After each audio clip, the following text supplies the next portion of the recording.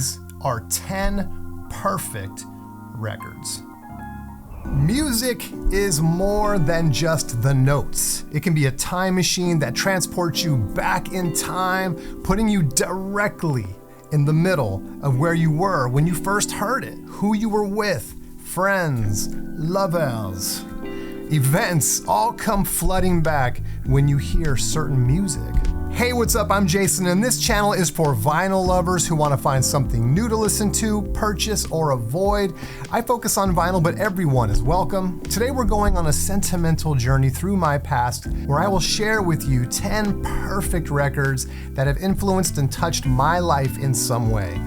These albums are more than just collections of songs, they're memories, milestones, the soundtrack to my life. So let's jump right in. Our first stop is the early 1970s, and my first perfect record is the Grateful Dead's Skull and Roses, self-titled live album from 1971. This album holds a very special place in my heart because I've been listening to it since I was born. I'm pretty convinced that when my mother came home with me from the hospital after I was born, that this is the record that was on the turntable. So obviously this record is literally part of my DNA at this point, and when you have a record like that in your life, it's beyond criticism. It's almost impossible to be objective about it. The energy of the music on these live performances is amazing. The sense of community surrounding Deadhead culture, it was passed on to me from my parents, and it's always resonated with me. So definitely this record is the most memorable thing about my very, very early years. All right, next stop, and moving to the early 80s, we have Journey's iconic album, Infinity. I remember first hearing this record in probably 1981 when my mom, huge Journey fan, would play it on repeat while I was sitting on the floor in front of the television playing my Atari, probably Defender or Pac-Man or Asteroids or something. Space Invaders, probably Space Invaders. And you know, when you're 9, 10 years old, the music that you're hearing in the background just serves as the soundtrack to that time, and it's just unshakable. There are a couple of bands in my mind where the relationship between the lead guitarist, in this case Neil Schon, and vocalist Steve Perry are so much more than the sum of their parts. They're constantly outdoing each other, trading licks back and forth, and the results are just magical. And there's one other duo that I have in mind, and they actually appear a little later on this list. Not much time after that, this became the new record that my mom would play on repeat. We packed up the stereo and the Atari, and we moved to another town in California, and Stevie Nicks became a staple in our household. And so this record kind of became the new companion in my life when I was turning 10, 11 years old. And also, I think it's a perfect record.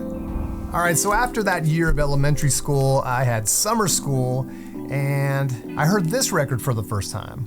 If you had a television in 1984, you probably had MTV, and the videos for this record were playing constantly. The drums, Eddie's guitar on Panama, hearing that song just takes me back to 1984. This is probably the first time I ever actually knowingly ever listened to Van Halen. And I think I had the cassette tape, and it was just locked into my Walkman, and I would just listen to that thing walking up and down the streets of San Leandro. Jimi Hendrix, Band of Gypsies. My father was a huge Jimi Hendrix fan. His love for this record rubbed off on me. We used to have long discussions over which of Jimmy's records was the best. One day it would be Electric Ladyland, the next day it would be Axis Bold as Love. But truly, at the end of the day, it's this record that continues to blow me away.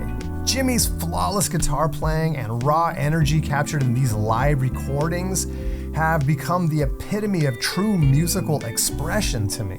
You can copy Jimmy's licks, but you just cannot capture his energy. And I think of all the material that we have of Jimmy's, this is the one that to me most represents who he was. All right, so moving up to high school, and my affinity for alternative music began to blossom, and The Cure's Pornography is just a gothic masterpiece.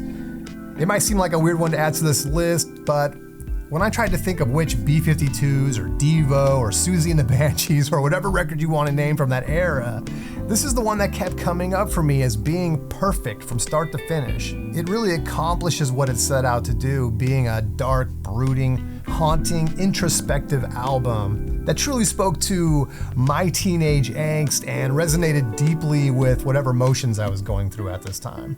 All right, let's jump to college. Of course, college brings new experiences, and Depeche Mode's Songs of Faith and Devotion became the soundtrack of my life during car rides, back and forth to school. I played this cassette tape so much, I think it actually did break. It's one of those records where, especially during that time in my life, or maybe you're wondering, you're trying to figure your life out, you're trying to figure out what you're gonna do after college, and what is your life gonna look like, and are all the mistakes that I've made so far gonna haunt me forever, which some of them still do. But this record is so good from beginning to end. I love the last two tunes on here, One Caress and Higher Love. They just cap this album off so well. And this record really remains inseparable from that chapter in my life. So this is an earlier record, but it took me a little while to figure out that Frank Zappa was a thing in the world. And once I did discover Frank Zappa, there's no looking back. I remember discovering a crate of records under the stairs where Harry Potter lived in our home. And this record was in there. And this record really became my gateway to the immeasurable, infinite genius of Frank Zappa. This is a desert island record for me. It's 2 LPs, and yet he's able to sustain genius all the way through. Intricate compositions, mind-bending improvisations. It made me realize that my musical journey would never be the same. All right, let's jump ahead to the 2000s. Here I have Linkin Park's Meteora, which really holds a special place in my heart for personal reasons. During the early 2000s, I was married, I had 2 kids, she had 2 kids, together we had 4 kids, because math. And the kids loved to listen to this record in the car. So we'd pop in the CD every single day. On rides to and from school, this thing would be jamming, and at the time, it never really meant much to me, right? But it's always stuck in my head, those memories and the tunes on this record. And when I had the opportunity to snag this box set for a really good price, I decided to do it. And when I dropped the needle on this record, it was like all of that stuff just came flooding back. And the greatness that is really on this record, I was really able to appreciate it in a different way. When I was done listening, I really looked at this record as a symphony of rock. And I guess I'll always love the music on this record because it's great, but I'll also always cherish the memories that I have from that time in my life when all the kids were together and I gotta hold it together. Whew.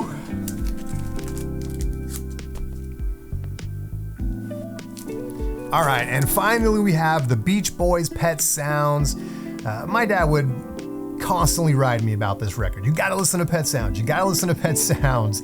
And it took me years to get around to it. I finally caved in, probably only about 7 or 8 years ago now, 2015 or so, and I was blown away. And it's kind of as if I had to wait until that moment to really hear this record for the first time. Whatever I was going through just connected so deeply to this record. And the music itself, I mean, the harmonies, the instrumentation, Brian Wilson's visionary songwriting, it just spoke to me like it does a lot of people. And Pet Sounds is now one of my top 10 albums of all time. And it sort of reminds me that even later in life, we can discover something that can really be so meaningful to us.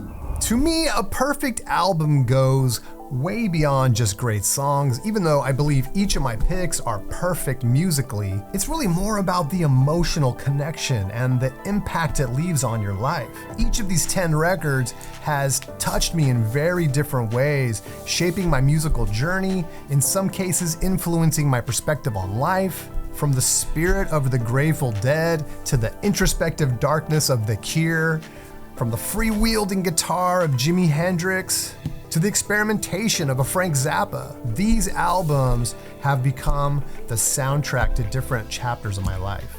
I really want to thank you, Rod, Happy Hippie, the vinyl guy, for doing a perfect records list, inspiring me to do this one. Rod has been there since day one, supporting the channel. If you're not already following Rod, consider doing so. He has a really fun channel. So now I want to encourage you to take a moment and reflect on the albums that have impacted your life in a profound way, and then share your soundtrack in the comments section. I found this to be incredibly cathartic. Who knows, maybe you will too. Thank you so much for joining me on this nostalgic ride. If you enjoyed this video, please consider subscribing and hitting that like button. I appreciate you watching, and I will see you next time.